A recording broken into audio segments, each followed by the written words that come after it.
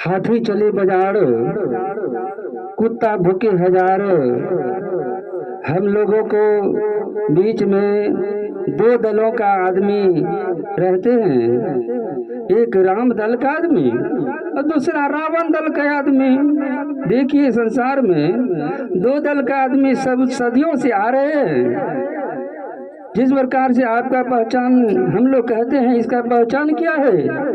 राम दल का आदमी जो होता है वह आध्यात्मिक में सहयोग करेगा और रावण दल का आदमी वही आध्यात्मिक में विघ्न बाधा डालेगा, वही आध्यात्मिक में विघ्न बाधा डालेगा। क्योंकि उसमें कुबुद्धि, जिस प्रकार से रावण को कुबुद्धि छिपे हुए थे, उसी प्रकार वह व्यक्ति में कुबुद्धि छिपे हुए हैं। इसलिए इसे आदमी मनुष्य को घबराना नहीं चाहिए, क्योंकि विघ्न बाधा रावण दल के आदमी डालते ही रहेंगे और राम दल के आदमी आध्यात्मिक में सहयोग करते ही रहेंगे। इसलिए कहते हैं संत गुरुजन, झूठ मूठ करे सचमुच है, सचमुच करे बिरला कोई, सचमुच करे बिरला कोई। संत गुरुजन कहते हैं हम लोगों को,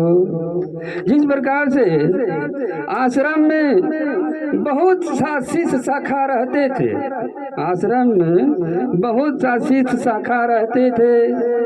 यह धान का रोपाई का समय था, धान रोपाई का समय था। खेत तैयारी हो गए हैं, आज लगाना है कल लगाना है, आज लगाना है कल लगाना है। धान का बिचड़ भी तैयार है। उसी रात में ऐसी बारिश हुई। बारिश होने के बाद सवेर हुआ तो गुरुजी कहते हैं, देखो धान लगाने से कितना सुविधा हो गया, जो परमात्मा बारिश देकर हमारे खेत में लबालब पानी हो गया।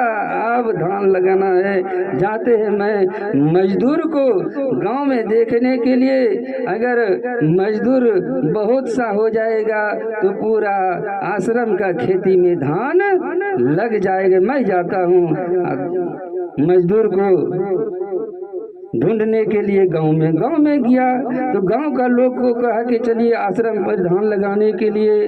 गांव का लोग कहते हैं, आपका खेत में जो आश्रम पर जो आश्रम का खेती में जो मैं धान लगाने जाऊंगी, मैं क्या अपने खेत में पानी परमात्मा भेजे हैं, मैं उन अपने खेतों में क्यों नहीं धान लगा लूं जो आश्रम में खेती में जाऊंगा धान लगाने के लिए? नहीं नहीं, मैं अपने खेत में लगाएंगे।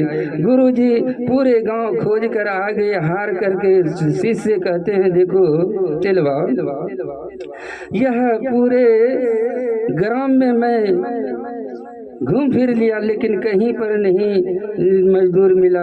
ऐसे करो, अगर लेट करोगे तो धान का खेत जो है वह पानी सूख जाएगा। चलो सब गुरु और शिष्य बहुत इसी से लग जाएगा, बहुत शिष्य है आप लोग, चलो धान लगा लेंगे। गुरुजी को शिष्य कहते हैं कि देखिए गुरुजी, मुझे वह धान लगाना नहीं आता है। गुरुजी हार गया, अरे अब क्या होगा? गुरुजी सोच कहने लगे कि देखो संत को तो अंत नहीं, ज्ञान जो है संतों की अंत नहीं है। इसलिए गुरुजी कहते हैं शिष्य को, देखो एक काम करो, तुम बिच्छर उखाड़ सकते हो? हाँ बिच्छर तो मैं उखाड़ सकता हूँ। गया बोला कि जाओ बिच्छर उखाड़ने के लिए, बिच्छर उखाड़ दिया। कहो कि गुरुजी बोलते हैं चलिए चलिए लगाने के लिए। मैं बोले ना गुरुजी मुझे लगाने नहीं आता है। गुरुजी कहते हैं ठीक है तुम लोग नहीं लगाना, लेकिन बिच्छर जाकर के खेत में जाकर के यत्र तत्र कर दो, मैं धान लगाऊंगा, मैं बिच्छर लगाएंगे। ठीक है, सब बिच्छर को उठा करके यत्र तत्र खेत में रख दिया। गुरुजी यूं ही खेत में प्रवेश किया तो गुरुजी ने शिष्य को कह दिया, तुम कहीं पर जाना मत, तुम इसी आर पर खड़ा रहो, मैं धान लगाएंगे। गुरुजी खेत में घुसकर और वह उठाया मुट्ठी और धान लगाने लगा। धान लगाने का क्या युक्ति था वह गुरुजी का।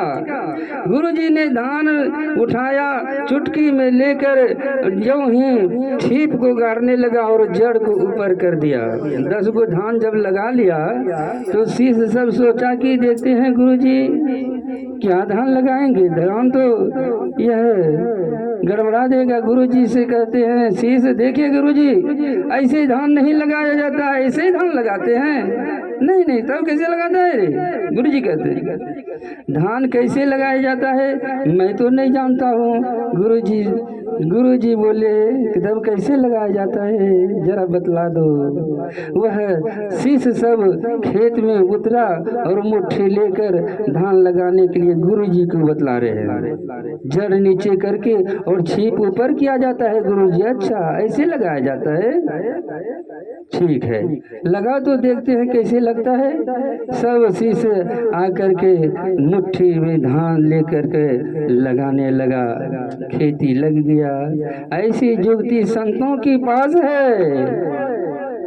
आप लोग कहेंगे संत को अपमान करने से अपने आप वह अपमानित हो जाता है, इसलिए संत की अंत नहीं पैलो ननदिया जुल्म कैला, ननदिया जुल्म कैला। संत को अंत नहीं पा सकते हैं। प्रेम से बोलिए सतगुरुदेव की जय।